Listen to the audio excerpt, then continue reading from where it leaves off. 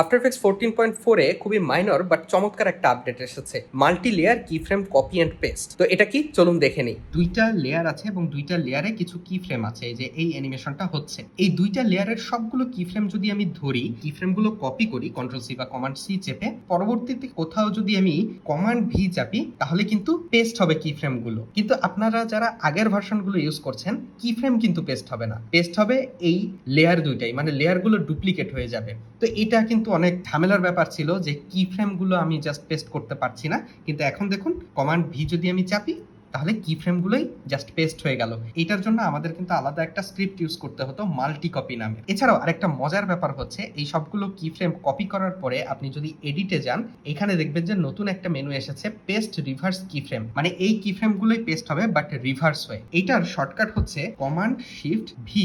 তো আমি যদি এটা চাপি, এই কি ফ্রেমগুলো এখানে পেস্ট হয়েছে কিন্তু উল্টা হয়ে।